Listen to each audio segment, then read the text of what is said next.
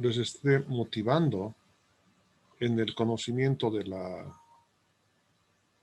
la inteligencia, de sus propias capacidades, ¿no? Muy bien. Ahí tenemos.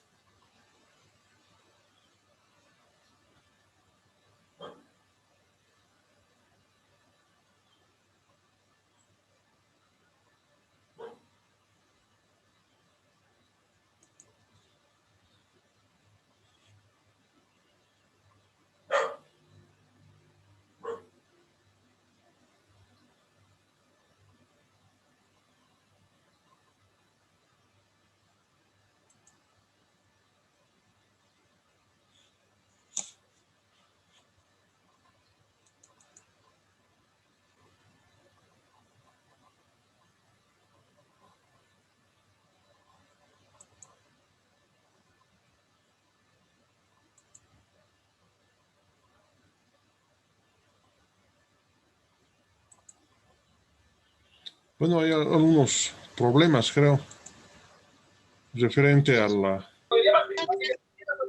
misión. Voy a tratar de parar un momentito la grabación.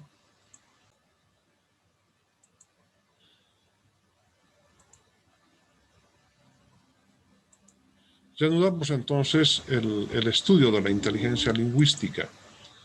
Entonces, hay personas evidentemente que con esta inteligencia, o sea, se ganan la vida, ¿no? Inclusive nos comentan, nos convencen a nosotros, los líderes políticos, que tal buenos son con la lengua, ¿sí? O expertos manejan realmente muy bien el lenguaje y además que articulan de tal manera, ¿sí? El mensaje que quieren enviarnos, que nos convencen, ¿no? Entonces, hay personas que tienen desarrollada esta inteligencia, esta inteligencia a niveles mayores. Entonces, entre ellos, por ejemplo, nos vamos a dar la molestia, ¿sí?, de analizar a estos dos caballeritos. Fíjense, él es un gran político y él es un premio Nobel. Entonces, miren, él es Pepe Mujica, o Mujica, expresidente del Uruguay. Y él en sus pensamientos emite la siguiente frase, además que está altamente elaborada, por lo que su mensaje, o sea, contiene un alto sentido de inteligencia literaria, ¿sí?, de escritura, de la inteligencia lingüística. Dice: no soy pobre, soy sobrio, liviano de equipaje, vivir con lo justo para que las cosas no me roben la libertad. Miren, qué buen mensaje. Y el otro, sí, que corresponde al premio Nobel, él es Gabriel García Márquez, es nuestro hermano colombiano, y él dice: un hombre solo tiene derecho a mirar a otro hacia abajo cuando hay de ayudarle a levantarse. Miren qué profundidad del mensaje, ¿no? Y poetas como Gustavo Adolfo Bécquer, Pablo Neruda, Gabriela Mistral, Adela Zamudio y tantos otros poetas del mundo que nos dan mensajes con un lenguaje bello, ¿sí? Nosotros definitivamente hacer el papel de poetas, ¿sí?, para eso tendríamos que tener dominio, ¿sí?, de la lengua, ¿sí?, para poder expresar de una manera bonita, formal, con versos, con una escritura adecuada para que sea agradable al oído, agradable al alma, ¿sí? Entonces, esta inteligencia para nosotros es de mucha importancia en su desarrollo, porque es lo que tienen que hacer ustedes, y eso que quiero que entiendan bien, de que ustedes tienen que aprender, van a leer, ¿sí?, utilizando el método, ¿sí?, de la revisión bibliográfica, y van a empezar a establecer fichas, y es lo que tienen que hacer. Me estoy adelantando un poco, ¿sí?, al proceso que tienen que tener inclusive en su tesis. Van anotando, van sacando los pensamientos, las ideas, van obteniendo los conceptos, etc., y van anotando de lo que van estudiando. Luego, para emitir, ¿sí?, para poder escribir en su tesis, escribir en el proyecto, lo que van a hacer es relacionar, crear nuevos conceptos, ¿cierto? De lo que está escrito en función de las palabras que ustedes tienen, o cuando el caso no amerite expresar lo que dice el texto, entonces entrecomillarlos para evitar cometer plagio. De todos modos, eso tienen que hacer ustedes y realmente es bien complejo el desarrollo de esta inteligencia, del manejo de la lengua hablada y más aún de la lengua escrita. Este es un trabajo que tengo que realizar con ustedes y por primera vez voy a experimentar en la carrera el desarrollo de esto. He experimentado en otras carreras, pero el tiempo es tan corto que prácticamente no hemos podido desarrollar, pero con ustedes vamos a experimentar el desarrollo de esta inteligencia lingüística. Creo que estoy frente a un auditorio, sí, muy capaz de estudiantes que han llegado a ser y que tienen mucho sentido y espero que las primeras clases les hayan incentivado al decirles que muchos de ustedes pueden vivir, sí, con la elaboración de proyectos del ámbito tecnológico en que se encuentran. Es decir, implementar un nuevo CPD, adquirir un nuevo equipo para que mejoren las comunicaciones de la información dentro de la organización. Eso requiere proyectos y por lo tanto eso es lo que estamos estudiando. Pero de manera general, ¿cierto? Por eso que estoy indudablemente tratándoles de incentivar, tratándoles de explicar de que ustedes tienen esas capacidades, esos potenciales para poder escribir, para elaborar un objeto creativo que es justamente el proyecto, que es lo que estamos estudiando. Bien.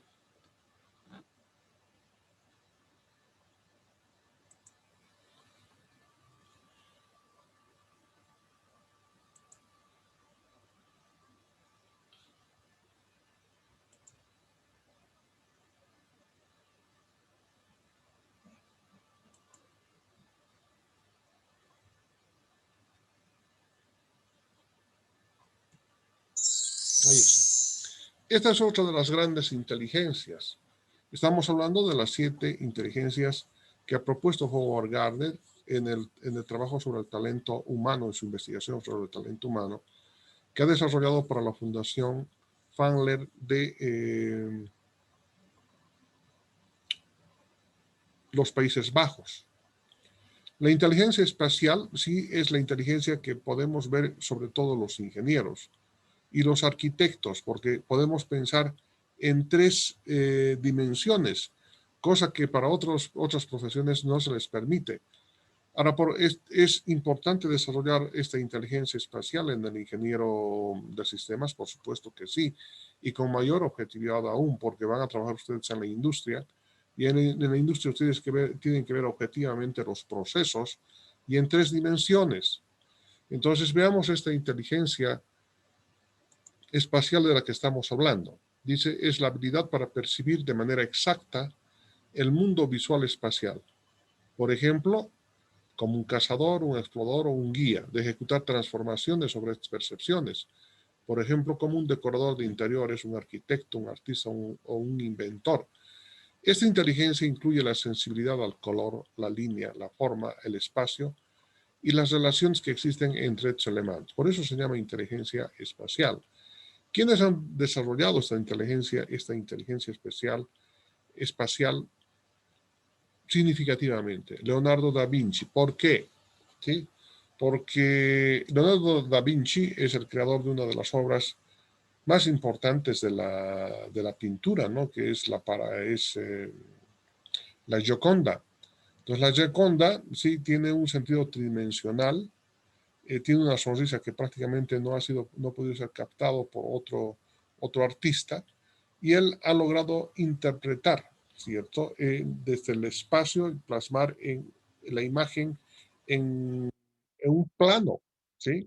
Y a través de la articulación y los matices de colores es que nos da la sensación de profundidad. Pero al mismo tiempo, Leonardo da Vinci ha sido arquitecto y además ha sido escultor.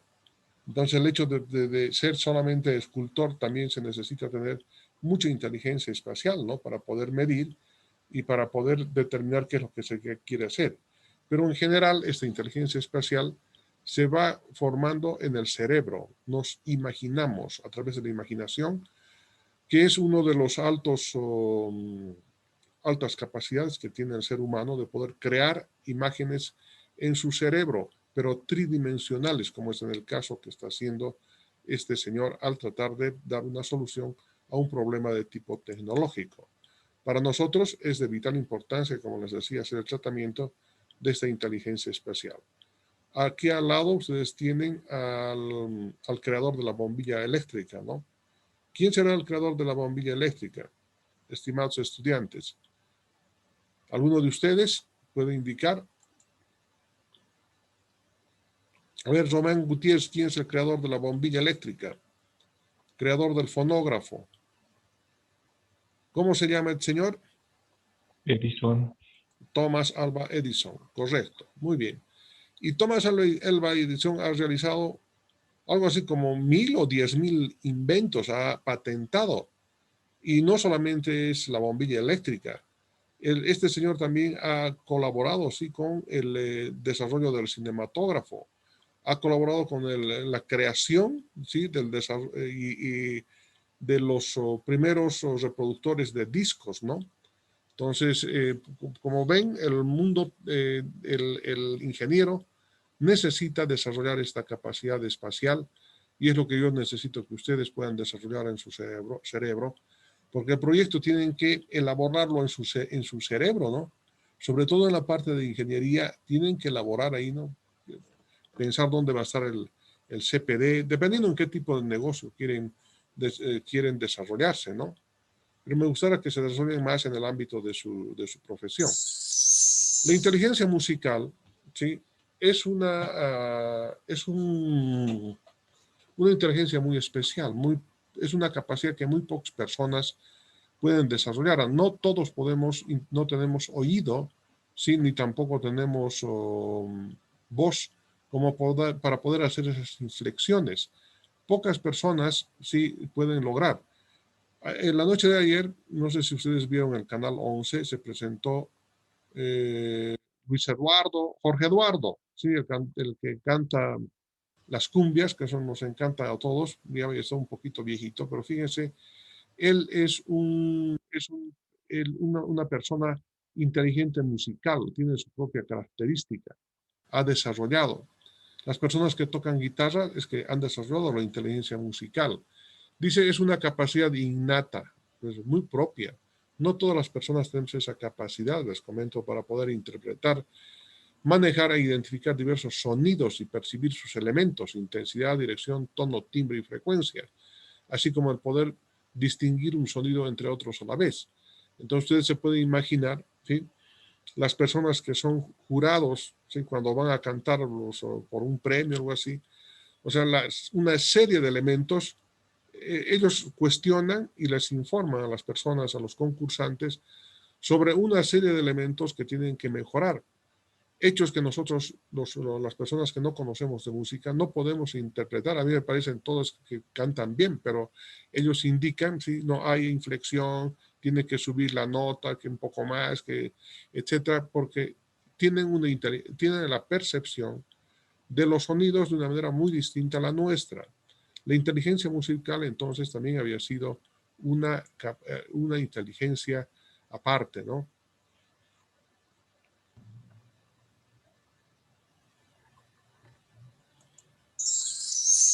Hay una inteligencia que se llama la inteligencia kinestésico corporal. Kines de movimiento, ¿no? De cinética. Entonces, algo así como, por eso se llama kinestésico corporal.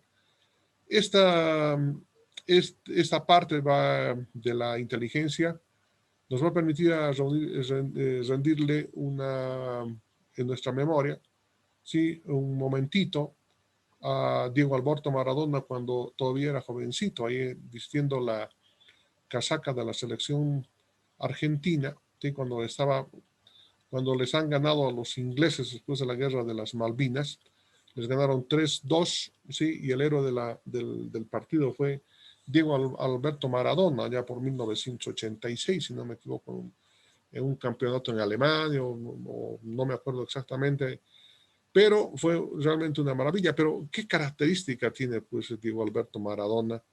La característica tiene el dominio, ¿sí?, de sus piernas, de su cuerpo, con relación al balón. Entonces, muy pocas personas pueden manejar, ¿sí?, sus piernas, la cabeza, el cuerpo, ¿sí?, para manejar el balón. Y él sí lo hace. Otras personas que también son inteligentes, desde el punto de vista de la inteligencia kinestésico corporal, son las bailarinas de ballet o cualquier tipo de bailarina, ¿no? Porque sus movimientos están, o sea, detallados tan exactamente que causan belleza, ¿no? Entonces, a esto se refiere. Dice que la inteligencia kinestésica es la capacidad de unir el cuerpo y la mente para lograr el perfeccionamiento del desempeño físico. Comienza con el control de los movimientos automáticos y voluntarios y avanza hacia el empleo del cuerpo de manera altamente diferenciada y competente, ¿no? ¿Ustedes alguna vez se han visto bailar? ¿Se han visto bailar? Si es como si fuera un verbo reflexivo. Evidentemente muchos han visto bailar, así cuando hemos mostrado videos.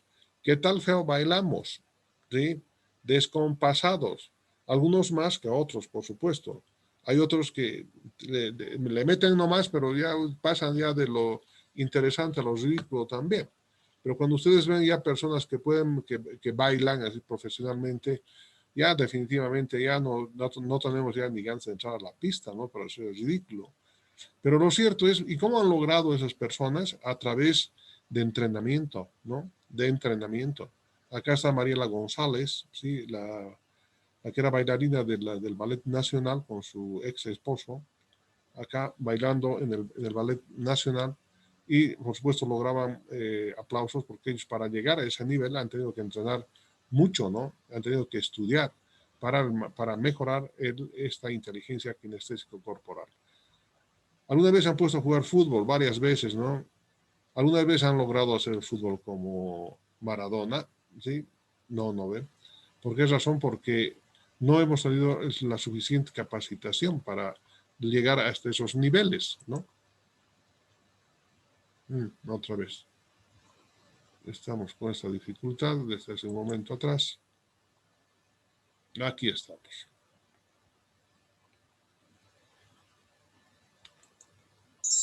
Acá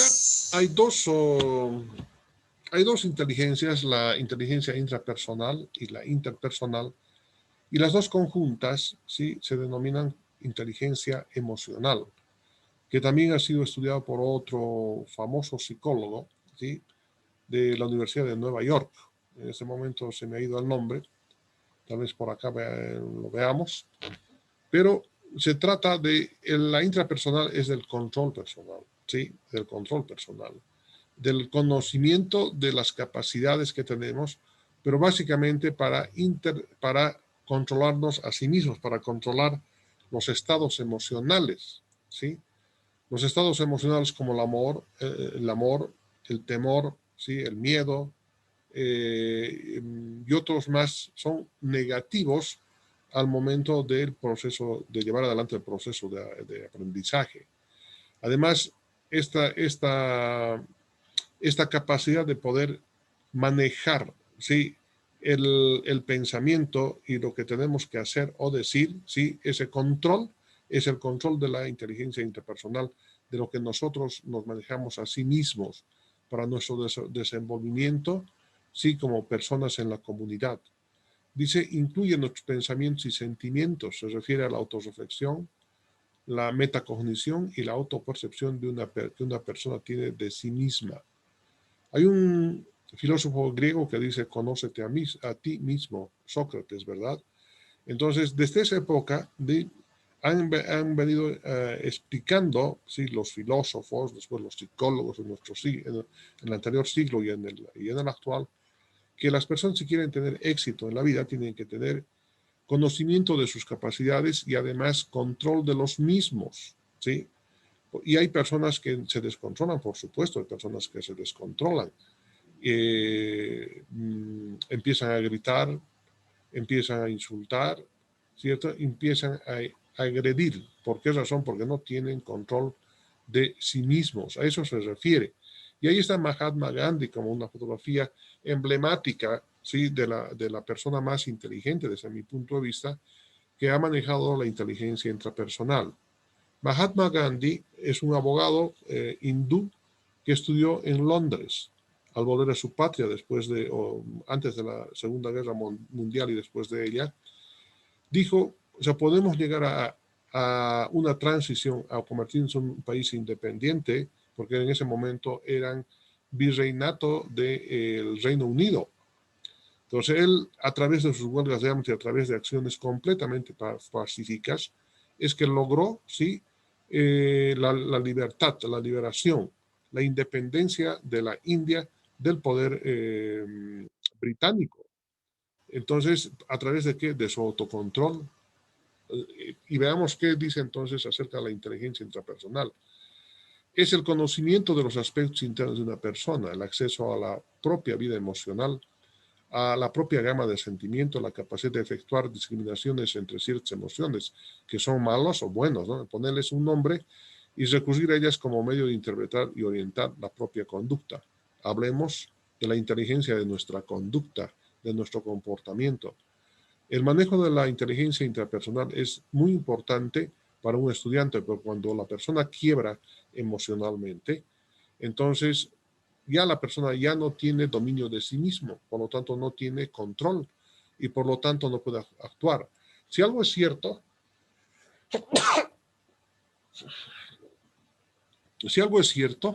es de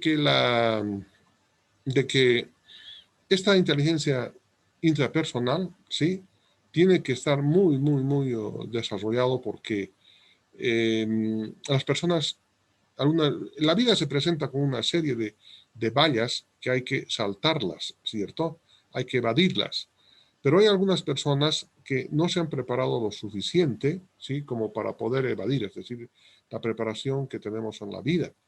Pero tratándose exactamente del elemento emocional, entonces podríamos decir de que las personas que no tienen control de sí mismas son personas que no pueden aprender y que representan un potencial fracaso de la misma ante los eventos sociales.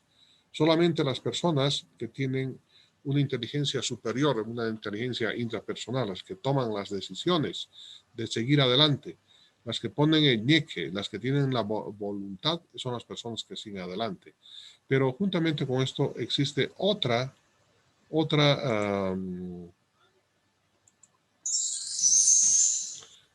inteligencia que es del ámbito emocional que se llama inteligencia interpersonal.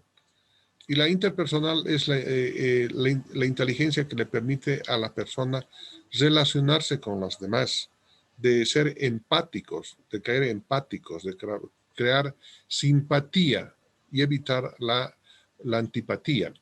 Por eso dice que es la capacidad de entender a los demás e interactuar eficazmente con ellos.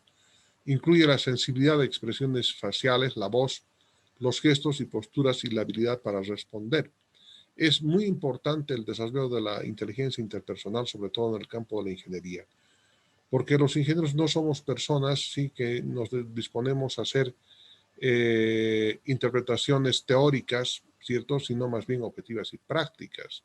Y en el momento de de implementar esos elementos objetivos y prácticos, nos relacionamos con las personas y tenemos que tener la capacidad de causar simpatía o empatía, ¿sí? Con el resto del grupo que va a trabajar con nosotros.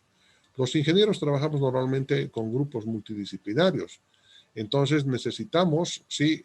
Poder podernos comunicar, ¿sí? A través del desarrollo de esa inteligencia emocional. De la inteligencia interpersonal, que es parte de la inteligencia emocional. La inteligencia interpersonal se basa en el desarrollo de los dos grandes tipos de capacidades, la empatía y la capacidad de manejar las relaciones. ¿Quiénes son los más avanzados en esta inteligencia? Normalmente los periodistas, ¿no? Los diplomáticos también.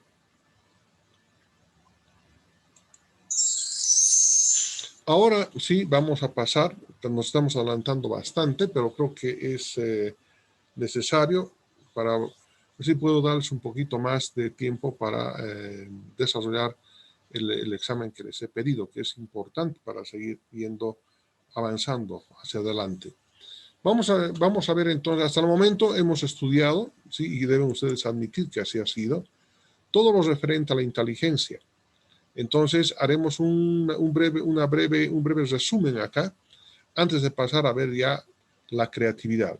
Una persona, para ser creativa, además tiene que ser inteligente, pero no siempre las personas inteligentes son personas creativas. Reitero, no todas las personas inteligentes son creativas, pero una persona creativa también tiene que ser una persona inteligente.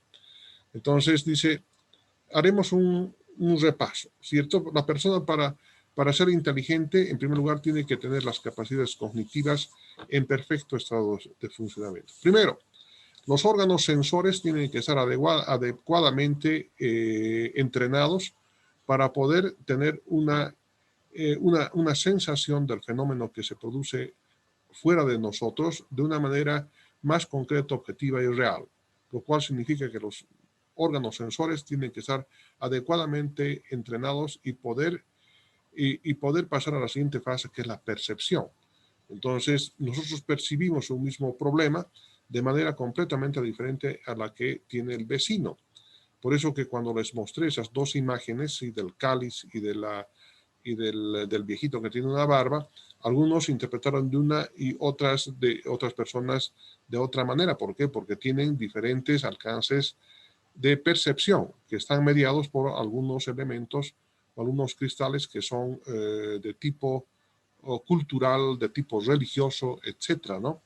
Entonces, si la persona puede percibir en la zona del desarrollo próximo, donde confluye la información que está contenida en la memoria, ¿cierto?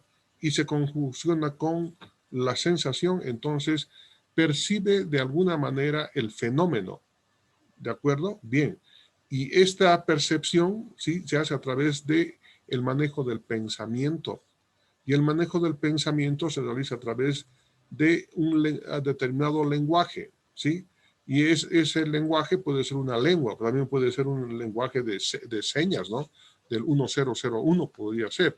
Entonces, en nuestro campo, ¿sí? De los sistemas de información, necesitamos nosotros indicar que evidentemente necesitamos el lenguaje de comunicación como este, pero también manejamos los lenguajes de computación, ¿sí?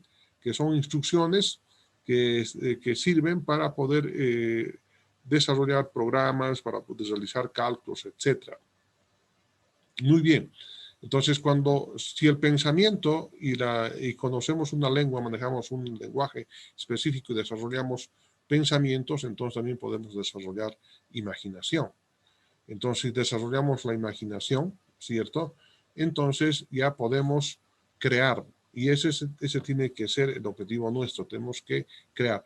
Entonces, si ustedes tienen estas funciones intelectivas, tal como hemos hablado, entonces de que son personas candidatos a ser seres creativos. Y como son candidatos a seres creativos, entonces terminamos hablando de que cuáles de estas inteligencias son importantes para nosotros, para nuestros propósitos. La inteligencia lógico-matemática, la inteligencia lingüística, la inteligencia espacial y eventualmente hay, por supuesto, las dos inteligencias emocionales, la intra y la interpersonal, que se denominan inteligencias emocionales. Bueno, la kinestésico corporal por el momento y la musical para nosotros no constituyen un problema, no queremos fomentar, no queremos capacitar y desarrollar estas inteligencias. Por el momento, son estas 5 inteligencias que tenemos que ir desarrollando específicamente para que ustedes puedan escribir, puedan desarrollar un objeto creativo que es el proyecto. Ustedes verán en esta pantalla a algunos instrumentos que han revolucionado el mundo de las comunicaciones, ¿no? El primero es un teléfono, debe ser uno de los primeros teléfonos creados ya por los principios del siglo XX y que han permitido hacer comunicaciones ya de puntos lejanos, ¿no? Y en la fotografía del medio se encuentra realizando el papel, ¿sí?, de Alan Turing. Alan Turing es el que está a la mano derecha. Es una de las personas creativas más grandes que ha tenido las ciencias de la computación a mano, ¿no? Al igual que John von Neumann, la misión de Alan Turing fue la de desarrollar, sí, el computador Spectrum. Reitero, ese que está ahí a la mano izquierda es el computador Spectrum, que desarrolló, sí, Alan Turing conjuntamente un equipo de matemáticos, sí, y físicos de ingleses durante la Segunda Guerra Mundial para interpretar el código Enigma del ejército alemán, y que nos permitió por lo menos la conclusión de la guerra, según dicen los expertos, de aproximadamente unos 3 años de la Segunda Guerra Mundial. Este es para el campo de la ingeniería de sistemas. Esta es una de las personas que debe estar en el podio. Pese a semejante aporte al campo de la ciencia de la computación, es el primer computador creado, ¿sí?, en el mundo. Es eléctrico-electrónico, un primer computador electrónico que logró descifrar los mensajes del ejército nazi alemán durante la Segunda Guerra Mundial gracias a la intrepidez y a la inteligencia de Alan Turing. Alan Turing, desafortunadamente, fue condenado por su homosexualidad, que en aquellos años, 1950, era un delito en la Gran Bretaña practicar el y en consecuencia fue echado Alan Turing de la universidad donde trabajaba, en la Universidad de Oxford, perdón, la Universidad de Oxford, y fue tan grande la decepción, el problema, que tomó la decisión de suicidarse con cianuro al comer una manzana. Por eso se dice que la manzana media comida que presenta Apple Macintosh, es justamente en honor a la muerte de Alan Turing. Dice, si Alan Turing no hubiese muerto, por lo menos la ciencia y la computación en este momento estuviera adelantado por lo menos unos 20 o 30 años. Imagínense. Después del descubrimiento de la creación de Alan Turing, pasaron la información a los Estados Unidos, y en los Estados Unidos, John von Neumann, ¿sí?, estructuró una nueva característica al computador.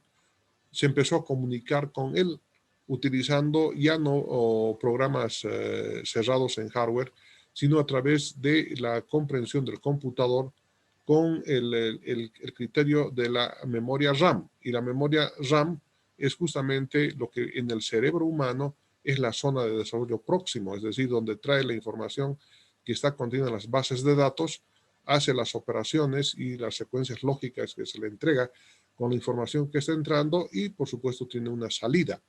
Entonces, estos son grandes creadores de los que tenemos que estar muy orgullosos, ¿sí?, de que hayan aparecido en el mundo, porque nos han llevado a mejorar las comunicaciones y el manejo de la información. Vamos a hacer algunas definiciones acerca de la creatividad. La primera de ellas corresponde a la señora Marta Martínez Llantada, de nacionalidad cubana, que ha desarrollado muchísimo en el campo de la psicología el conocimiento o la definición más bien de la creatividad.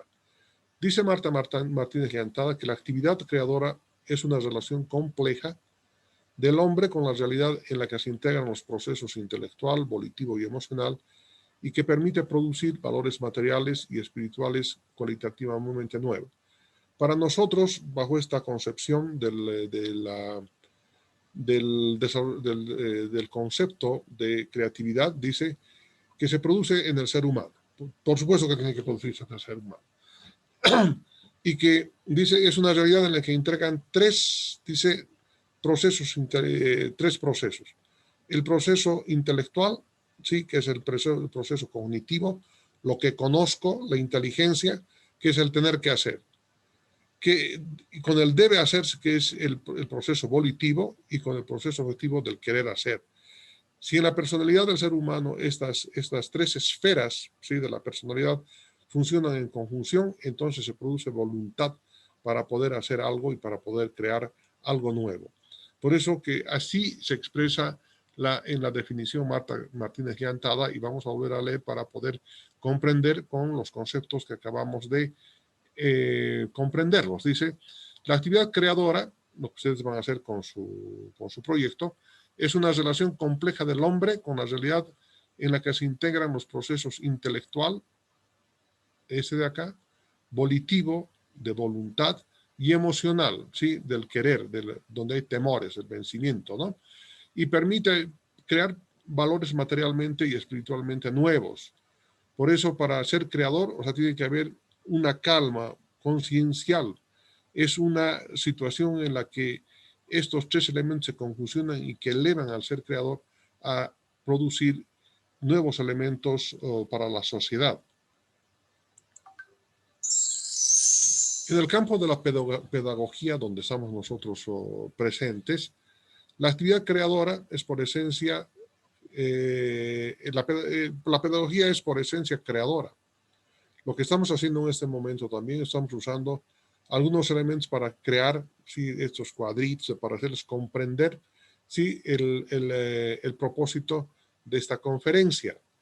Dice, porque encierra a través de sus componentes la manera como, dice, en el proceso de enseñanza-aprendizaje es posible formar la personalidad del estudiante de acuerdo a los objetivos sociales. Entonces, el profesor, en este caso yo, tengo que utilizar varios mecanismos, varios conocimientos, y tengo que ir implantándoles a ustedes en su chip, en su memoria a largo plazo, ¿sí?, los nuevos conceptos para que puedan comprender. Y sobre todo estos conceptos que vienen del campo de la psicología y que ustedes tienen que comprender para poder valorizarse a sí mismos, porque normalmente a la falta de comprensión de lo que pasa con su cerebro, con su inteligencia, es que no pueden definir algunos elementos. ¿Por qué me estará pasando? ¿Por qué seré tan flojo? ¿No? ¿Por qué no podría aprender? ¿Sí?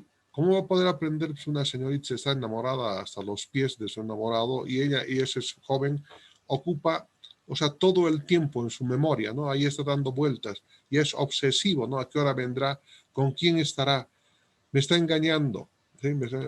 Y algunos elementos de este tipo, sí, que hacen que interfieren con el proceso de aprendizaje. Igualmente por el temor, ¿no? Por el miedo que tienen. Entonces, estos son algunos elementos que nos han dado ya el entorno de que del producto que quiero obtener de ustedes al concluir esta conferencia. Nos queda muy poquito tiempo. Nos vamos a dar unos 5 minutos al concluir esta etapita para que ustedes puedan un poquito estirar las piernas y volvemos dentro de unos 5 minutitos. ¿Sí? Tomen agüita, muévanse un poquito, pónganse cómodos porque para que puedan tener mejor nivel de atención en la presentación en los